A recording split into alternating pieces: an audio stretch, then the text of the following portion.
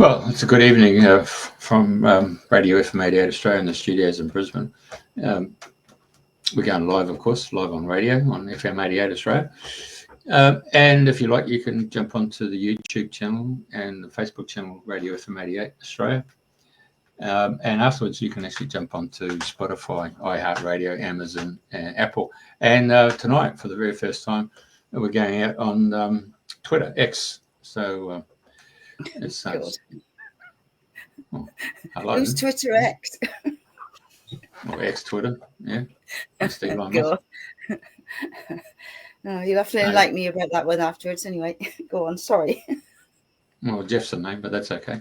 Anyway, without further ado, I'll pass it on to Andrina, and she can bring us up to date with our guest from the UK.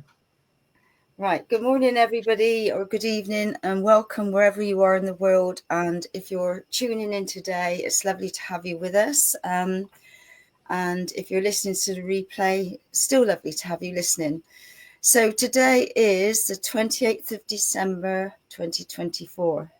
Things are moving faster and faster. God, I've already... That's that Twitter. Sorry, I start again. It's the 28th of November, 2024, because I was thinking, God, December's just around the corner. Anyway, today we have Christian Kyriacou on the show, and it's my pleasure to have you on the show, Christian. So it's so lovely to see you, and it's been such a long time. So welcome. Thank you, Andrina. So if we backtrack, I met you 2002 when I was doing a ceremony in Avebury, and you turned up at my ceremony, which was just incredible, and which is lovely. And we've been to some different functions since, and I haven't seen you for ages, but I've seen you, your house whispering and different things on Facebook and YouTube. Anyway, I was talking to the lovely Juliet Bryant, and I was saying about guests for the show, and she said, what about? I said, oh yeah, that would be good. So I'm really looking forward to sharing your story, because I know you've got so much to share. I know you've been an architect for over 40 years, and you're a musician, house whisperer, and geomancer, and so much more. And I know we can touch on many, many subjects today. But let's start at the very beginning. Let's start where you were born and take us through the steps that have brought you to where we are now, and how the different paths that have brought you here, doing all the different things that you're doing. In a nutshell. In a nutshell, because we only have 1 hour. Well, we can expand it. Okay, yeah. Well, I was born in Cyprus and came to London when I was 2 years old. And even from the early days, I remember being very aware of energies, and particularly dark energies, which were very uncomfortable. So they're kind of like my first memories of hiding under bedclothes because there were ghosts around. And not so long ago, I actually went to the house we first moved to in North London. And with my brother, he said that's a house, and sat outside, and he'd sort of walked around the corner to his home. And as I looked at the house, there was it was slightly raining, but I thought I'd take a picture of the house. And as I took a picture, a lightning bolt went over the house, and I thought, wow, there's like a portal connection to my 70 odd years or whatever ago, when I was actually living there. So that was quite a significant moment. So moving on from that, lots of upheavals with family. I got taken into care with my older brother for 1.5 years. And that sort of like launched me into the whole psychological issues of abandonment. So that's kind of become, like one of my threads I've had to deal with this lifetime. And that kind of comes into my teaching and practicing, of course, as we do what we want to learn and so on. So eventually back home, back into primary school. And then next significant age was about 8 years old, being introduced to music and learning the piano. I started learning the piano at 8 years old, and that went on and sort of advanced into learning jazz and blues on the piano and so on. The next major significant thing, which I didn't realize until some years ago, when I was around 12 years old, I got really interested in psychology and started doing correspondence courses in psychology. I wanted to understand what the world and life was about. And at the same time came across the Rosicrucian order in London and started doing their course. Of course, looking back now, what I'm working with and teaching is very much part of all that knowledge. So it got kicked off at that age and then kind of forgotten for many, many years. So following from that, just sort of school, college, exams. I was working with my father, who's a builder and shop fitter, and all he did was build Indian restaurants in and around the UK, London and the UK. And so I got pulled into working with him physically on building sites. And that was a great training because it just launched me into, the mud and dust and the grime and all the trades, especially woodwork. So that's one of my sort of loves, working with wood. And then soon after that, he wanted me to, one of his sons to become an architect. So I was the only one who was sort of up for that. And it sounded great. Didn't really know much about it consciously, what architecture was about as such. But he had a Greek architect he worked with who was doing all the drawings for his restaurant. And this chap spent his time in nightclubs doing deals. So I thought, well, if that's the life of an architect, I'm up for it. I thought, little did I know how much work and study architecture was going to be. So I got into architecture college. So 7 or 8 years training. It was hard going. It's a lot of work. It's not an easy one. But came out of that qualified. But meanwhile, by the time I started architecture, I was already, doing drawings for restaurants, Indian restaurants. And today I've designed probably 333 restaurants, Indian restaurants, in and around the UK. And any restaurant owner that might be listening to this, you might be amused that every single Indian restaurant in the country that has, the columns and the Indian arches. Yeah. They've all got it wrong, and they're all a copy of what I designed in the late 60s, and I got it wrong. I actually designed Indian columns and arches to the Alhambra, which was Moorish, not Indian. So, and I've still got the original tracing drawings, which are, years before CAD, computer drawing. So I've got this design of Indian columns and arches that I got wrong and have been copied ever since in every single Indian restaurant in the country.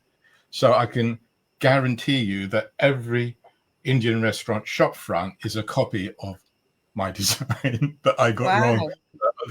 That's quite amazing. And I've got so many images of that. So every time I go past an Indian restaurant, I think, yeah, you copied one of my designs and you got it wrong. So that's a bit of an amusement. But then, so I started officially studying architecture in 1971. And at the same time, met my then wife, ex-wife now, and joined a philosophy school in London. And, there was this great need and, continuing from that 12 years old psychology, Rosicrucian stuff. And I was learning Sanskrit, the Vedic scriptures, sacred geometry, sacred sound. So that started in 1971. And my then ex-step father-in-law introduced me to sacred sites and Avebury and Stonehenge. So I started visiting those, checking out ley lines, Chartres Cathedral, maps and drawing. So I've been into that since 1971, and it kind of continued from there. Continued with architecture, designing restaurants. Then in the 80s, got involved in designing airport interiors in the UK, and just got thrown in from, the Indian restaurant level and house conversions straight into a much bigger world of airport interiors. And the first one was at Manchester Airport, designed the entire tax duty-free area. Then it's probably demolished now because they upgrade every few years, all the interiors. And worked through the 80s working on something like 33 of 35 UK airports. So, and when I look back now, I was aware of it at the time, of course, that every single design, and you can see them on my website under the architectural portfolio, every one contains sacred geometry and feng shui before I was even aware of feng shui, which didn't come into my life. Yeah.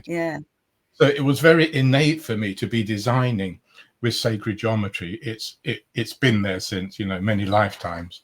And Plato is one of my teachers. So, and he comes into the frame quite a lot.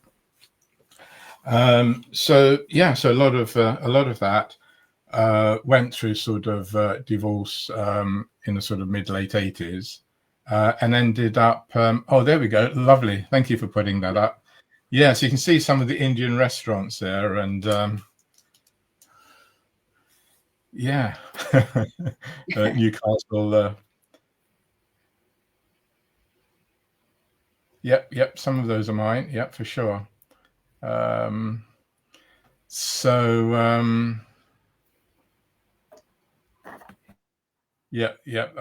recognize some of those.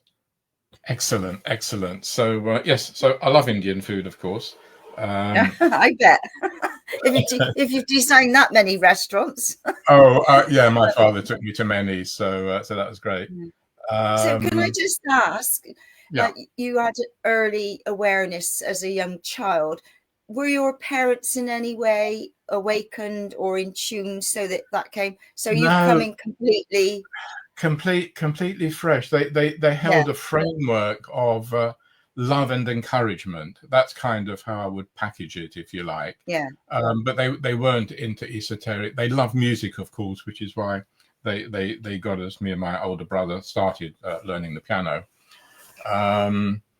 But no, not at all. They were just very encouraging and created a lot of confidence, so I can stand on a stage, in front of 50 or 500 people, or and just talk about anything.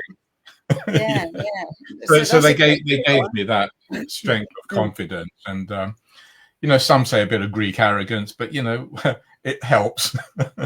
Totally. So after the divorce stuff, I met someone who said, there's this thing called feng shui. I said, what's that about? Oh, it's sort of about you and where you live. And I thought, that sounds familiar. So I went to a weekend workshop, and as soon as I heard the first opening lines, it's like, I know this. I know it. I really knew it. And I know we joke about people doing a one weekend course and becoming an expert practitioner, but what it did for me was just open the gateways to what I'd already had studied, past lives and this life, of course. So straight away I was into practicing it, and doing consultations from 1995. So yes, that's nearly 30 years now.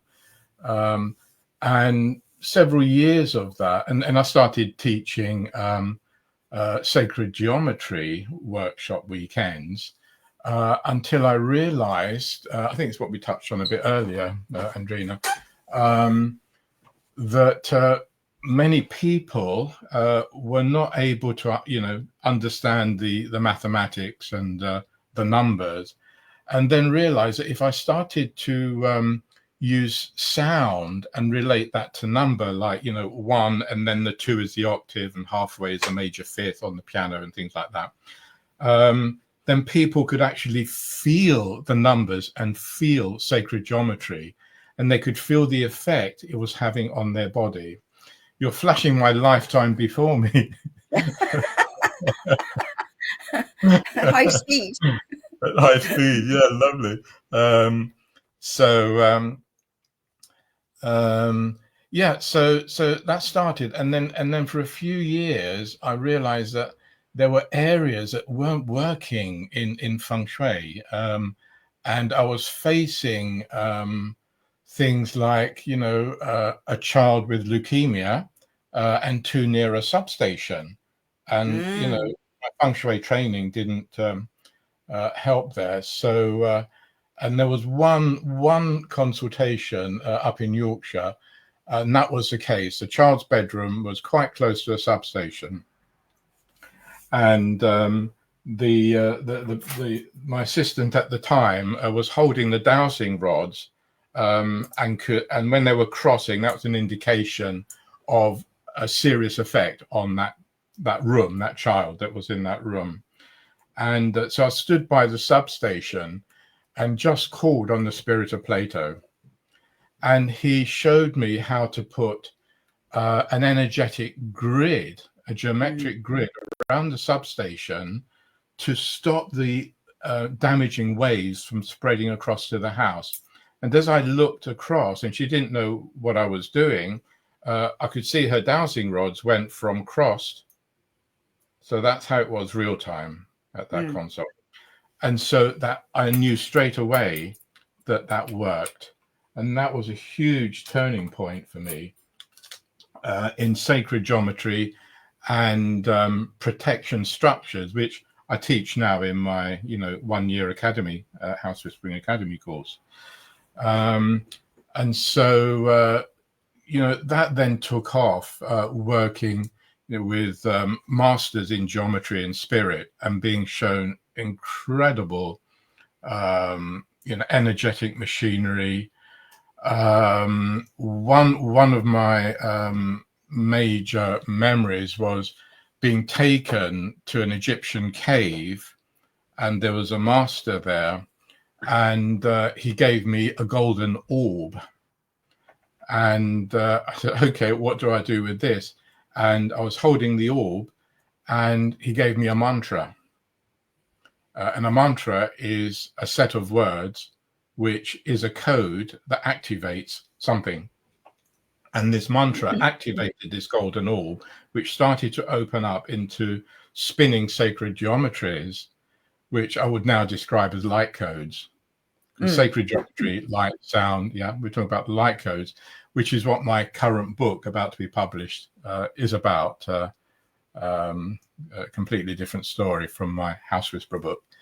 And from there on, that just kicked off. So this was late 90s, kicked off into working in a very different way with energy, because I knew the feng shui stuff that I'd learned is very valuable and important, but there's a much bigger picture to do with our relationship, our inner relationship to the outer world, and the connection to the universal grid and the matrix, and where we've come from, and the energy points and the ley lines and vortexes and galactic portals, which is really what much of the work is about now. Yeah, so there we go. That's a House Whisperer book, which is 10 years old now, but every page is still relevant. That I would say there is nothing in the House Whisperer book that does not touch on some aspect of life that everybody can relate to, because everybody lives somewhere, you know, whether in a house, you know, a flat, or under a bridge, that is home. And what is, you know, where we live physically is a pure reflection of our inner home, our belief structure, our entire life externalized. That's why I can go into anybody's home and read their life without them saying anything. Amazing. It's all there. And therefore, if there's a problem with somebody's life or ever issue, there are 9 areas of life in the feng shui system, whether it be career, relationships, financial, health, etc., etc. Everything is externalized into the home physically. And that's okay. It's that's who we are, and we're reflecting back constantly. But the problem becomes, if we want to change something in life, if you want to achieve our dream the new dream, now you're talking. Now we're talking. You have to break the pattern, but that pattern has been set. It's been set in the space we live, inner space, outer space. So everything is correlated together, and it's about seeing that, understanding what the patterns are. So really, what I'm really working and teaching is the psychotherapy of space. That's more accurate than feng shui, or whatever. It's because it's about us. Everything is about us. People say, "Oh, my house has got a problem." I say, "No, you have, darling. It's your house. You can blame your house." It's like that great sort of cartoon that popped up the other day. Learn feng shui and blame everything on your furniture. Yeah, quite. I love it. So it really. I'm going to try and ignore the messages, because that's going to throw me off if I try to read anything. So really, it's this correlation that I just absolutely love working with.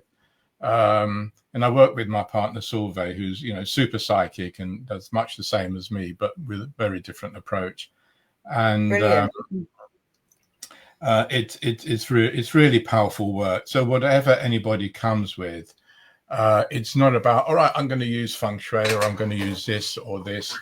It's more about what does somebody need, and how can I help you? As I teach in my House Whispering Academy training, it's more about training, this instrument to be refined, and the ability to connect to source in the present moment. Because without that, or with that, we're connecting to the Akashic field and the entire galactic library of knowledge. And again, that's part of what my new book is about. A journey from another galaxy to Earth and the light code. So that's another story. Sounds like a good read. It is. It's nearly twice the size of the House Whisperer book, so it's going to be quite a read. Yeah. That's the cover of the new book. So did you design the cover? Is that your skill as well? My niece designed the cover, Eleni, and she and her brother Adam is incredible orchestrating music. They're both incredible musicians. At 15, he started to compose like Bach out of nothing. Wow. Something kicked in from another parallel dimension. Yeah. He doesn't quite understand what or why, but it's clear to me what has kicked off. So that's magic. But he's orchestrated the album. So just diverting onto that. In 1993, before I met feng shui, I started getting downloads of music tracks, and I composed. They were being composed through me, so I put together about 5 tracks, and then my brother helped me orchestrate them. He's actually quite Andonis is quite a musician in himself, and has written movie themes quite a bit. And he's written a lot for Demis Roussos, actually, some hits for Demis. Really? That's more in the 80s. But so he helped me put them onto a CD, and that CD sat in the drawer for 25 years. Nobody heard it. And then really? five or 6 years ago, it kind of woke up. And I said to my brother, do you think Adam, my nephew, his son, could help me orchestrate these pieces? Because by then they'd increased in number. And eventually they agreed and started. So that took a few years. But we've ended up with 33 tracks, but 22 tracks have been produced as an album, and they're available. If you click on my website under music, Whispers of the Ancients, the entire album is there, and you can listen to it for free on YouTube or Spotify. This is why musicians make no money, of course. Quite. I'm glad I'm not, depending on that for income. Yeah, that's it. Yeah. So in fact, yes, if you click any of those, Amazon, Spotify, you can listen to all the tracks. They're produced in 432 hertz, which is actually quite a magical frequency. Yeah, lovely. But that top, there we go. You got the images there. But that top video there, Jeffrey, if you scroll back up, if you click that, Eleni produced that video. It's a 9-minute video that tells the entire story coming from another planet to Earth, bringing the light codes, and the whole journey of meeting the Earth wisdom keepers like Plato, Mozart, Leonardo, and so on, and all the discussion. So it's a kind of historical, very correct. It's quite a juggle to get the all the dates. And the moving through different time zones and all the discussions of, it's the journey. So it's kind of a galactic journey, but also the hero's journey concept. So it's quite a story. But that 9-minute video, I can see you're starting a little bit of it, is quite a piece. And it contains the first track, in the video.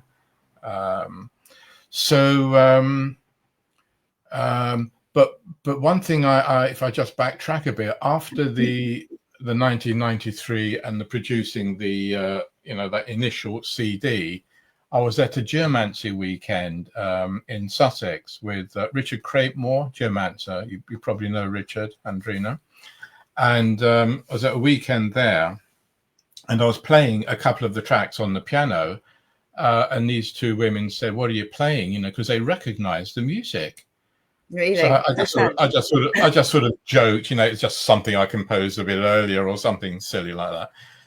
And they told me the story about, this planet 5 million years ago, about to explode from warfare, and I was one of the pilots who came to Earth in 3 spaceships. So I thought, okay, it's one of those weekends. I had a bit to drink, people having a bit to smoke, okay, great.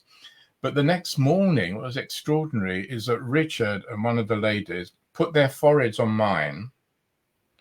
And I've never experienced this before, but it wasn't a memory. I was taken through like a galactic portal to that time, to that planet, which I call Vesica in the book, Planet Vesica, and experienced and felt and smelt and breathed. I was there. Wow. It's the most incredible. And that memory, that feeling has been with me, which is what's created more music tracks and where it's got to now. And so I started to think, okay, well, I can make a 12-part movie series out of this whole thing, meeting all the different wisdom keepers of Earth, like, say Plato, Mozart, Leonardo, and so on. And I love video editing and putting music to it. And then my partner Solveig said, you've got to write the book to get it accurate and actually tell your story rather than going to a big production company and then taking over and, washing it out. Yeah. So I thought, okay, so I've got to write the book. So I started writing the book, and that's 5 years ago. So it's about to happen now. So the Vesican is about to hit, the shop. So everyone will know. Fabulous. Hey, can I just interrupt you? Sure. People will go to New Zealand and they'll meet the Maoris. Yes. And quite often, most Anglo-Saxons or anybody else who are not part of the Maori traditions will see them rubbing noses. Yeah. But that's not what it's all about. It's actually third eye to third eye, and that's where they meet and greet the soul of the person they're meeting. Yeah. So when you described your situation there, I knew straight away that you're actually doing third eye, soul to soul. Yeah. Yeah, magic. Yeah, absolutely. And you know, it's really what it's about. And the more I work with this, it's about energy portals and gateways into other dimensions, parallel dimensions. And as you start working with that, you're then introduced and shown more. And as I was writing different chapters of the book, I'm just being downloaded information and things like how was Mozart murdered, you know, and that sort of thing. And I'm getting him talking to me, and so on and so on. So, you know, you can question anything, but it makes a great story either way. But yeah, it's a just going back to Glastonbury there, Andrina. I don't know if you were there. I went to a talk with a Peruvian shaman one evening, and you know, really interesting. I could feel he was really genuine, and I liked what he was saying. And outside, we were just sort of saying goodbye and sort of, you know, doing the hugging bit. And I went to give him a hug to say goodnight, and he stopped me and took my hand to shake my hand. I thought, okay, all right. So just shaking hands with him, but he wouldn't let go. He was like holding my hand. And then I just really fell still and realized he was transmitting his entire culture's knowledge through the palm chakras. And I could feel it. He was giving me the knowledge. And I thought, wow. Yeah, and, gosh. Yeah, that was another understanding of connecting through energy portals into a whole culture's library of knowledge. And we can access all this. And, you know, there are ways of doing that with different planetary system and so on, because everything, as we know, is connected through the morphic field, the matrix, where there's no time in reality and truth. You know, it's all one, and different parallel realities existing at the same time. And I'm experiencing that more and more, you know, in life and doing the work I do. So it's quite a journey. It's yeah. So when you then start what do you do in your spare time? My spare time. Well, in my spare time, I picked up the guitar and right. you know, I started seriously playing guitar live with bands, you know, in local pubs, which is great fun. Kind of picked up from my my band days of 1969-70 when I played in bands in London. I used to play the keyboard, well, the organ it was called there. They didn't call them keyboards, it was the organ and the Hammond organ. So that was great. Because I saw on your website, I saw a picture of you and Tim Wheater, and Carol and we'd gone to when I was up in Glastonbury, it must have been 3 months ago. Tim was playing at the ashram, and we went along to see him, and you know, I hadn't seen him for a while, which was nice. Yeah, he came here and did a workshop. We did a workshop together in my house here years and years ago. Gosh, yeah. Hey, two things here.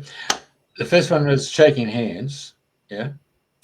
So the concept of shaking hands was the fact that when you met either friend or foe, when the hand came out, you realized there was a genuine connection there, as opposed to having a sword in that hand. Okay. Yeah. So the sword was replaced by the handshake. Okay, that's interesting. Okay, yeah. So straight up and down. Whereas if you know you go in the Middle East, the hand's placed the other way, so that the bakish, the payment can be slipped from one palm to the other. Right. Okay, interesting. Yeah. Hey, is it possible that we can get those 22 music tracks and put them on the radio station's playlist? Yeah, absolutely. It's all in the public domain and available. Whether you get them through YouTube or Spotify, or but the YouTube link is something that everyone can link into for free. Right. So the next question I've got to ask you, the point that was 432, and so like 6 months ago, I had thought about, because we had Neil H on the show, and he was now putting his music into 432. And I thought to myself, I could probably put all our playlists, our complete 12,000 songs and put it through a software program that will change it from 440 to 432. Sure. Is that what I was going to say? Do you lose anything in the harmonics by putting the whole playlist and moving it into a software program with 432? I don't think so. I've heard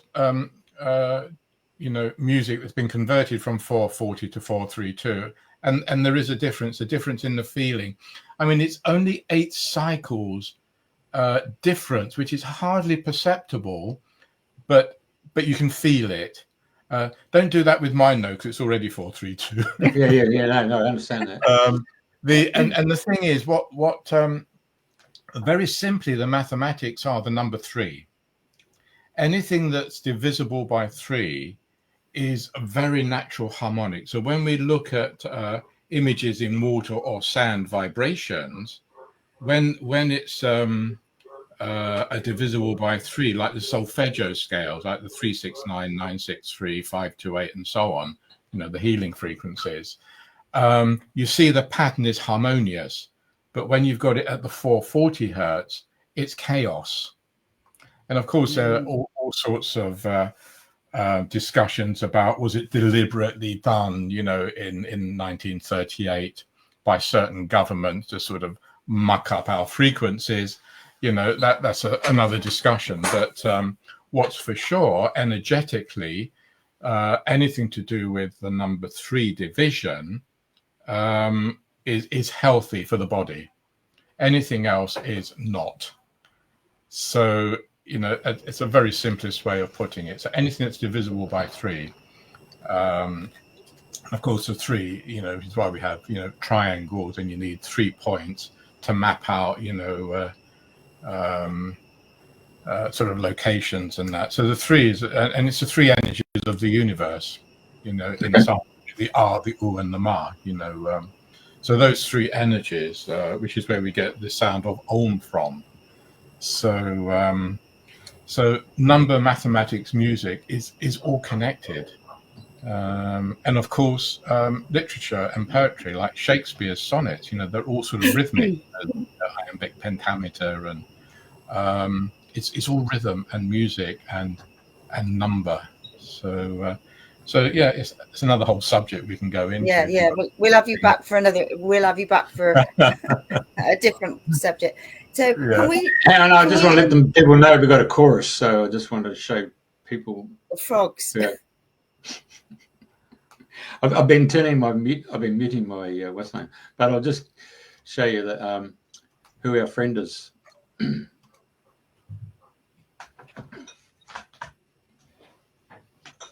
That's our mate. There you go.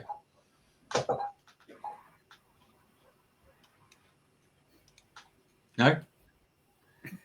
Are we supposed to hear something? Oh, no. That's he's been in the background singing. So last week I was able to get a photo of him. That's him there. Anyway, carry on. I just see one of the messages about being at Glastonbury Abbey with me and sounding the golden rule. Carol, because the magic of that, because we are golden mean beings, our heart harmonics, resonate to the golden mean ratio. And again, if I say, the golden mean ratio is 1.618, it's like people go, numbers. But essentially what we're talking about is that geometry. That's a golden mean spiral. Yeah. And we get sort of things like, pendants, again, which is like that golden mean, which I'm sure people recognize. But we can get to that ratio through sound, and that's really quite powerful. And it's very simply, you sound one note, then you sound the octave, and then if you go halfway, you got the major fifth. So we know that C on the piano, C the next one up, and then the G halfway is 1.5. And the golden mean ratio is 1.618. So it's just a fraction above the middle. So if you get one person or one group sounding one group sounding 2, another group sounding the middle, and then you're just going up a fraction, you create the golden mean in space, in sound.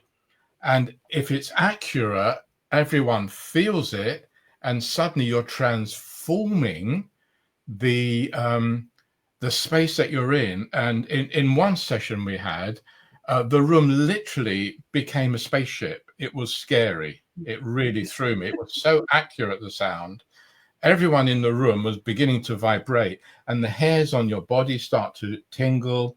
The room starts to spin, because the golden mean is, well, it's the pentagram. It's why magic is sent through the pentagram, because nothing can stop it reaching out into the universe, because everything is connected, and the golden mean is the magic geometry.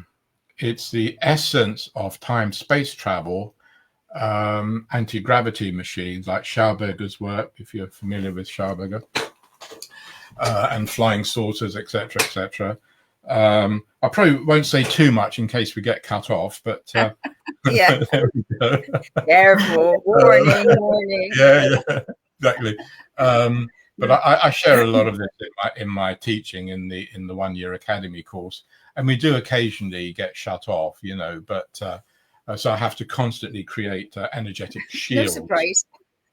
You know, but that's what I teach. So, but sometimes I miss out and we get caught out. But it's great fun. But oh yes, that's it. The House Whispering Academy. So that starts on the 8th of April. Yeah, I've got lots of questions to ask about the your house whispering, like, you know, because I know that you, when we've talked before, you said that every home has a story, and you have the ability to connect with the soul of that building. So so I don't know where we want to start with this, because obviously, you know, I've said to you about moving on from here, and, you know, like different people saying you haven't finished work on the land, and, you know, your next step's not ready, and I think, well, like you said about being in alignment. So sort of, can you give us some basics on and obviously it'd be lovely it'd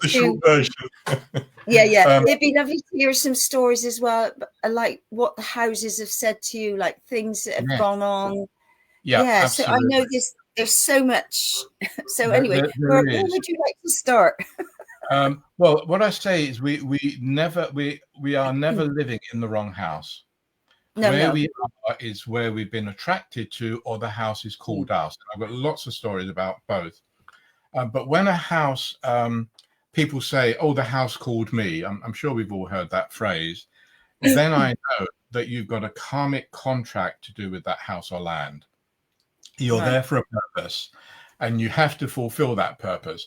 And when people come to me and say, "Oh, I've got my house on the market for 6 months, a year, 2 years, I can't sell it," you haven't fulfilled your karmic contract. And as soon as that is sorted, which can be done in one session, house sold. Doesn't matter how long it's been on the market. The quickest I have had a result is 1 hour from the hit point. Wow. Yeah. So people that have got a house to sell.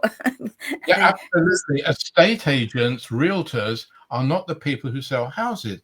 The house is sold by the soul of the house, the spirit of the house. And so, I've got so many stories on that. So there's some in my House Whisperer book. But it's all to do with the relationship. It's all about relationships. You know, the person, their contract with the house. Obviously, if there's more than one person and a family and children living in the house, it makes it more complicated. And if I have to work with, if there is an issue in any particular house or people's lives, I have to work with the person who has a karmic contract to the house or the land.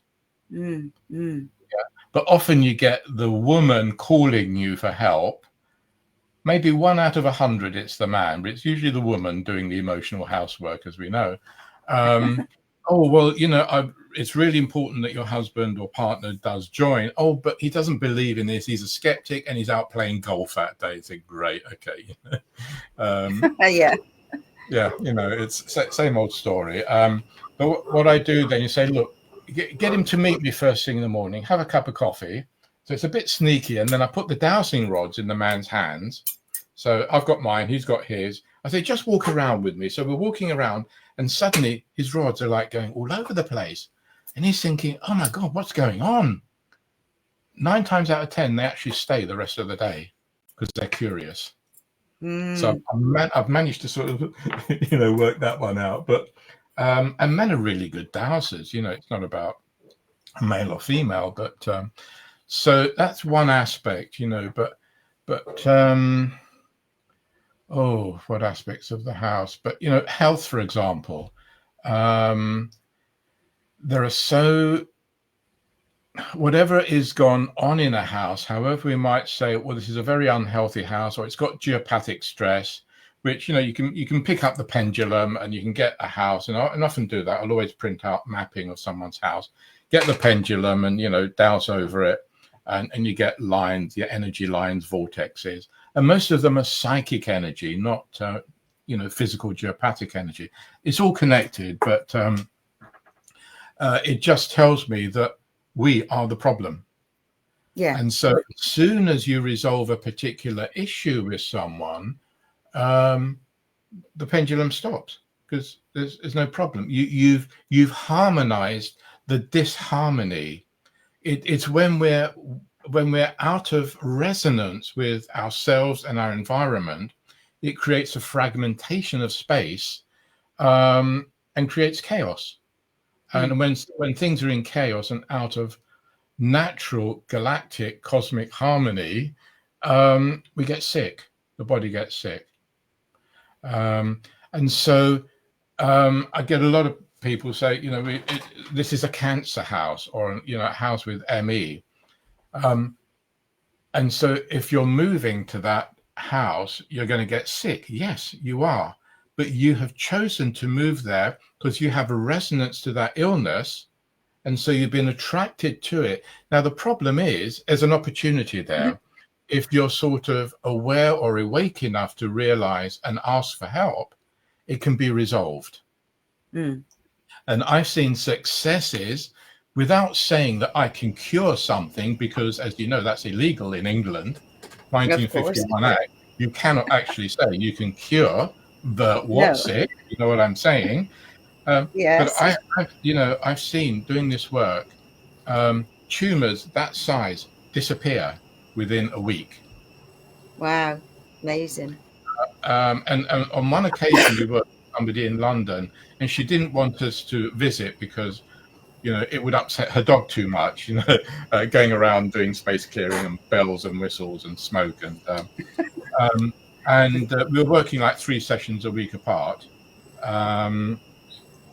And by the time we had the second session, she said it's quite miraculous, but the dog's tumor has shrunk to virtually nothing.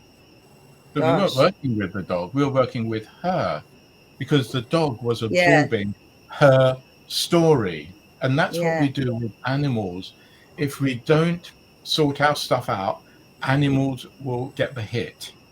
So I've seen a lot of healing when we go to a house and there's a dog or a cat, you can see, the cat saying, "Oh, thank God you're here. I've been trying to tell my own for years," And at the end of it, I've got some amazing photos. I think some on my website. There was one actually that stands out. And it was actually one of my academy groups, and we did it together. And she had a dog that never liked photos, or never liked, having photos taken with her or whatever. But at the end of the consult, I shut the laptop, and this dog jumps up on the sofa next to me, leans into me, and I take a selfie. And she said he'd never ever done that in his life. But dogs know, they're grateful, they understand energy, and dogs don't like negative energy. Cats love it. So that's always a gauge. There was one house in Sweden we were selling. We bought a house and then we were selling it, and the energies were a little bit dodgy, but and the person who came to buy it had a dog with her, and said, "Do you mind if I can't go in with the dog, because the dog will tell her if the energies are not good." So I had to have a quiet word in the dog's ear before he went in. But, I love it. It was okay. The dog gave the thumbs up or the tail up, so it was okay. So she bought the house. Hey, when we had to come and sell our mum and dad's house, which was they'd lived in it for 62 years. Oh yeah, yeah. The house number was 36. Right. Anyway, my sister and the real estate agent were banging in the sign for sale, and then my sister stepped back to take a photo to send to us kids all over the world. Car drives along, reverses back, buys the house. I mean, yeah. But another thing I need to talk to you about is that sometimes in your dream states, you can actually go back to that particular home. Yes. What's the connection there when you're talking to either people from the past or people in the present, or then I found out that people in the future. Yeah. When I say people from the future, the timeline, it might be 5 years' time, but then you meet those people, but they have gone back into your house. Now that's in your living room when you see them. So the question is that an astrological sign to do with family or friends? Is that type of an astrology house? It's a fascinating one, and I work with that quite a lot and teach how to access all that. If you imagine wherever you're living now, if you've lived in a home that you really loved, we often go back there in our mind. Now, if you imagine going back to a home you lived in before, in current time now, those people who are living there might perceive you as a ghost. True. So we're into the sort of the paranormal. In fact, I was teaching this in the academy last night with a group. So if they're aware enough, they're going to see your presence, and they might think it's a ghost, but it's not. It's a memory projection. And we're all sort of guilty of doing this. If it's somewhere we lived and loved, we're going to go back there daytime, daydream, or nighttime. Yeah, but nighttime and dreams, of course, we're all over the galaxy and different dimensions. God, are we just? Yeah, and it's all happening at the same time, as you say, parallel realities and dimensions. But there was one case where there was a murder in a flat in North London we had to go and deal with. And what became clear was I got zapped back to 6 generations in this family, where in Greece there was a murder over land that wasn't resolved. And it played out 6 generations later in current time now with a murder in this flat. And so I had to get the client to go back to resolve that issue. And then in quantum time, that has a knock-on effect back to now.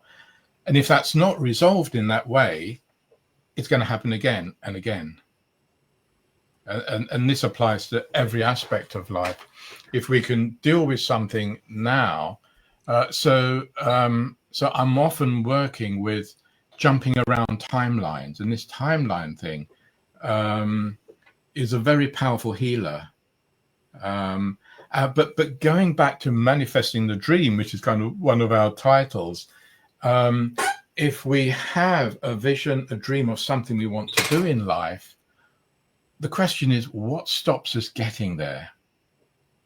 It's the stuff in our space, the patterns, the belief systems, and it's very much a physical, metaphysical construct, and it's messy often. And this is why space clearing and aligning our space is so important, because then you've got a clear channel for your vision, the seed point, the spota in Sanskrit, where you hold the code of what you want to create, can actually go forward and manifest. And as we know, manifestation is through sound.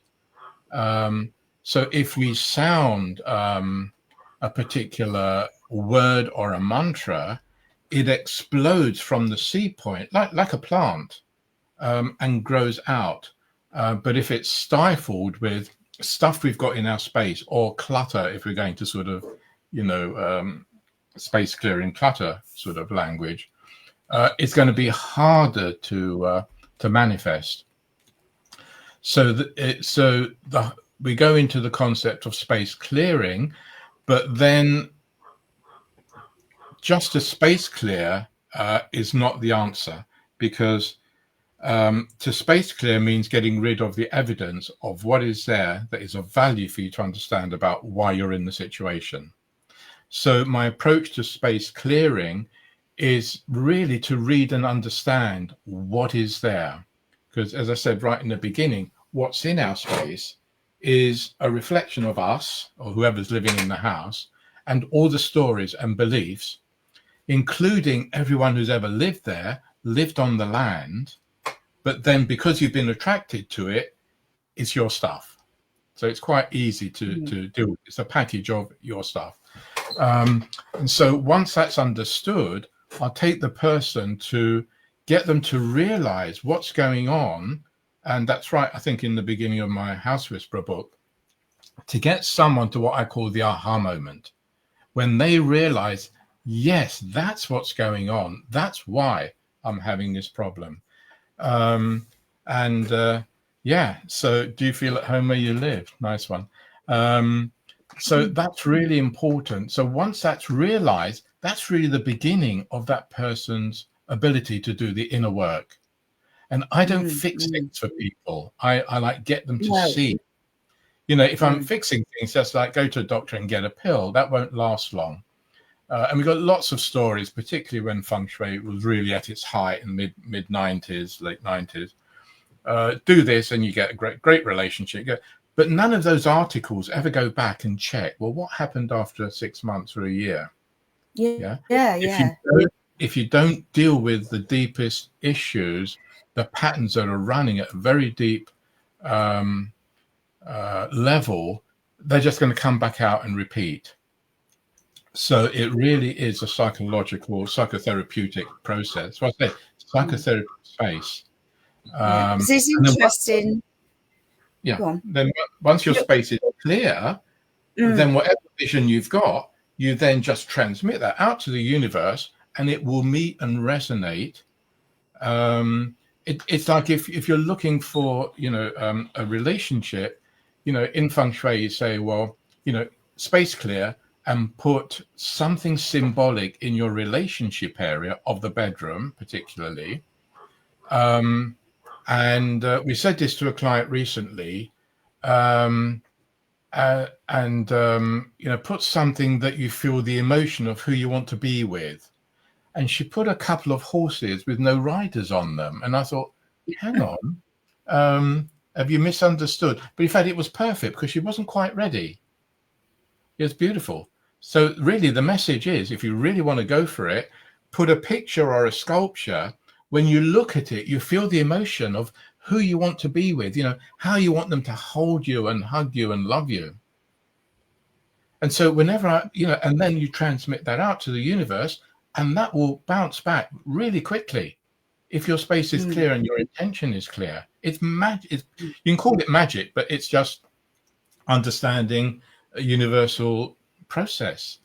It's incredible how it works. So every time I look into someone's area like that, for example, and I see religious objects or pictures of grandma, grandchildren, I'm thinking, that's what you're in intimate relationship with. And they go, oh yeah.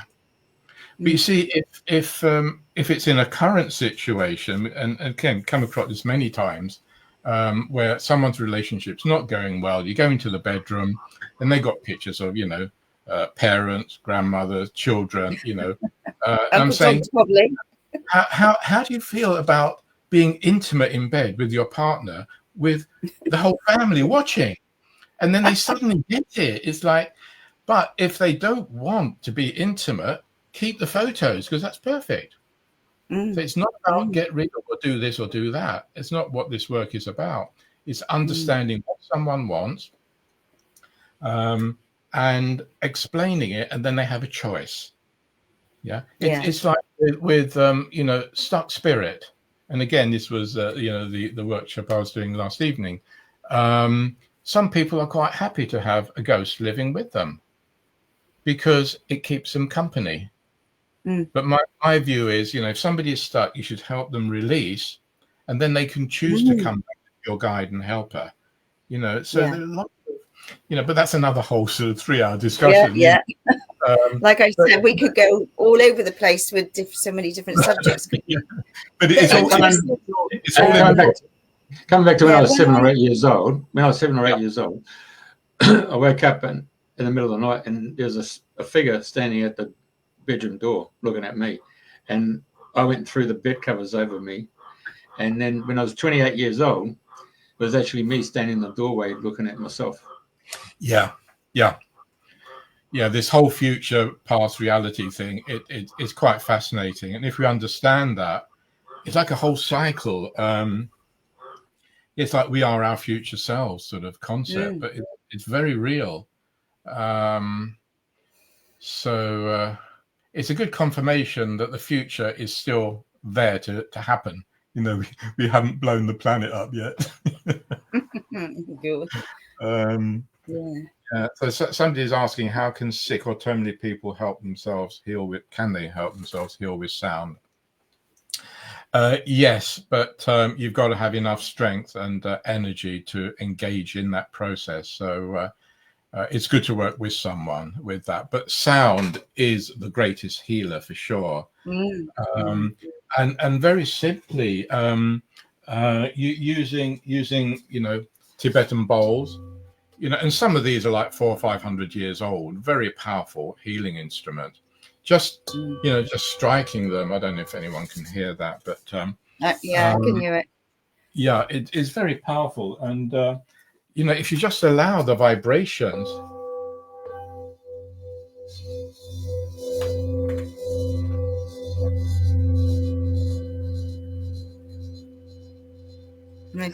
if you really absorb matching bowls, allow that sound to wash through every cell of your body. It's about illness is when we're out of alignment. When we're out of alignment, especially with the golden mean vibrations of the heart, when we're disconnected from that, the body gets sick.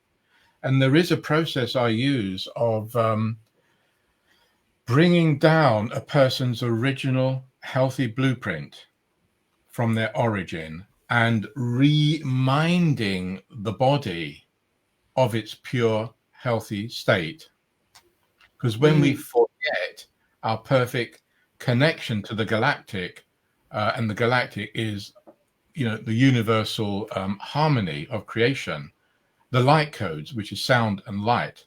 When we forget that, the body forgets and becomes sick. But like I said to you, when I went to Egypt, that I was fine. And then, I was up climbing through all the tunnels in the King's Pyramid and up ladders and, and then within days, it was like, I was just knocked flat on my back. And I've come back with double pneumonia. And it's like, well, hello, where the hell did that come from? But I know going into Egypt, past lives, energies, and all sorts, it was... Yeah, it's going to bring all sorts of stuff up. But it's going to bring up things. It's going to bring up stuff that hasn't been resolved. It's like I say with people, if they're hit with really dark energies or entity energies and, evil energies, if you want to put a word on it, it's a gift. Yeah. So don't ever try to get rid of it. It's like with clutter, don't get rid of it until you understand why it's there. Because it's a gift to show you what you haven't resolved. And in our, our subconscious, which our lives are lived, 90% by the subconscious. So, the more we can understand that and see a negative situation as a gift and work with it, it's really powerful. Because I wanted to ask you there, like I help people declutter. I mean, I love, and I've stopped saying getting rid of your clutter or your rubbish, and because it's a source point for people. So I say to people, I help you reorganize it so it looks easier and you can find things easier, as opposed to getting rid of things, because people don't want to get rid of things. So is that part of a house, or is that like obviously part of the that person's, you know, because I've gone to many places, and I'm just amazed at what people keep, but I have to be aware of it's what, you know, within themselves, they're not ready to let go, and, you know, they have to do the work. So it's like my partner Solveig says, I've got too many musical instruments, but I love musical instruments. I've only got 13 guitars, you know. Oh, is that all? And then I found this mug. I don't know if you can. You can never have too many. Did she find it, or did you find it?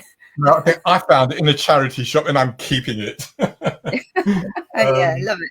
But you know, it's like, yes, we can have too much stuff, and I mean, downstairs I've got a music room with keyboards, a baby grand piano, and 13 guitars. Well, one's here, but but there's sort of clutter. There's clutter and there's clutter. It's like, what do you really need, and what you can let go of, what you're ready to let go of. And the thing is, whatever we've got around us is a reflection of what we believe we are and who we think we are. And it's like, you know, these TV programs where people go in and they clear the entire house and renovate it, and people come back after a week or whatever. And sometimes they're elated, but usually devastated, because you've actually stripped out what they recognize is their life. I mean, it's extraordinary. So it really, you know, you can't space clear for someone. They have to see and understand why they've got these objects, what they represent, and be prepared to do the inner work to release and let go. Otherwise, they go out and bring the clutter back. If you want to call it clutter, you know, items. So really, it's a psychotherapeutic process. And I get lots of people who you know, are professional at helping people clear space, you know, like you're saying, but then eventually they come on my academy calls because they know that it's actually a deeper reason, and they want to help somebody psychologically to deal with that. Otherwise, they're constantly going to be going back every week helping them clear, which might be great business, but it's not satisfying knowing that you could go deeper and then help someone help themselves. You know, it's really the important thing. So we're never in the wrong house. You know, we're in a house, we've been attracted to it with clutter, without clutter, and it's part of our ongoing journey. That's really the main thing. And interestingly, what I was going to say to you was, like, when I came back from Australia, and after scamdemic and what have you, I wanted to be down by pool, because every time I came down this way, it was just like, oh God, I felt so at home. And I stayed with a friend not far away, and I put out on one of the community groups what I was looking for, a stepping stone to move down here. And anyway, Debs, whose farm it is here, she said, I never ever look at this group, and she said, for some reason I saw your post, and she'd said, so she got in touch with me, and she said, look, you know, I'm at Corfmullen, I'm on a farm, or we have a farm, and so she said, come and have a look. And I'm thinking, I don't know where Corfmullen, straight away I was in my head like, Corfmullen, live on a farm. And anyway, I come and met her, and I was at the front. She does Airbnb, so I was in the chalet, and then the chef school moved in, and so she said, oh, you know, I'll put you in the mobile home around the back. And like, I've got goats, sheep and horses and chickens, and so I mean, never in my wildest dreams did I think I would live on or be living on a farm, or even in a mobile home. And we were going to do the rent week by week because I wasn't staying, and I've been here 3 years. So it's like, well, I definitely didn't choose this place. This place chose me. So, you know, and it's been a great space for me to be on my own and do my own healing, and, you know, healing on the land with instruments. So, so it's amazing that you. it's a great example of, we're not just working on our own. We're not in charge of the whole show. We've got our guides, angels, and helpers, and the spirit of the house is part of that, and it's going to call us. So many consultation examples I've had where the house is called the person because it needs a human being to resolve an ancient story. There was one house that a client wanted to buy, and she got me to douse how much to pitch for to buy it, what price. And I got a figure, but it ended up not being the highest figure. But hey, the magic happened and she was offered it. And it made sense after she moved in. I went to work with her, and the man who lived there committed suicide, and you could still feel the energy in part of the kitchen where he did it. But he was rejected by his wife, who left him on his own, committed suicide. But so he wanted a woman to move in with him, to live with him and love him. But obviously he was still dead, but that doesn't matter. You can be in a relationship with the spirit, like I've got so many examples, stories of that. So, but you're not in a relationship with a living person, but with somebody in the other world. And that's what he was. So he manufactured it so that she would get the house, move in with him. And I've got this all on video, and I haven't posted it yet.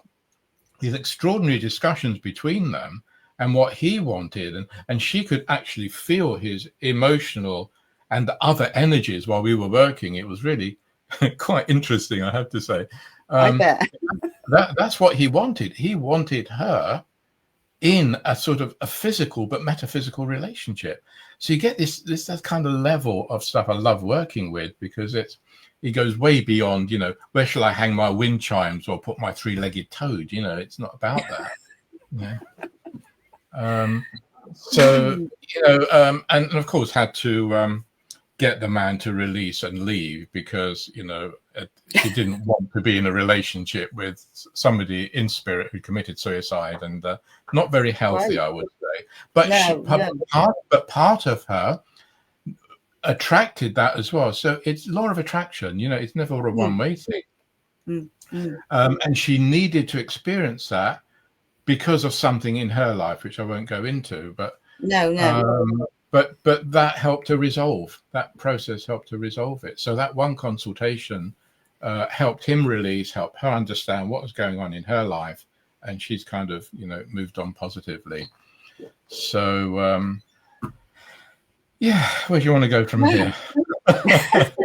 Well, I think, we could go on to many subjects. So I think if we bring it to a close now, but I'd love you to come back and maybe talk all about sacred geometry or whatever, because there's so many subjects, or yes, plenty of other subjects to absolutely love to. And if people want to look at my website, there's lots of videos, lots of information, guidance, and of course workshops. I've got a free workshop coming up in the beginning of December that anyone can join for free. I've got my short 8-part course at the end of January starting, and that's very affordable. It's like quite a low price. And then in April, I start my 1-year training, the next round of 1-year training for teaching people to do what I do. So, and of course, I'm always available for consultations. So everything's on the website. Well, there's the frogs.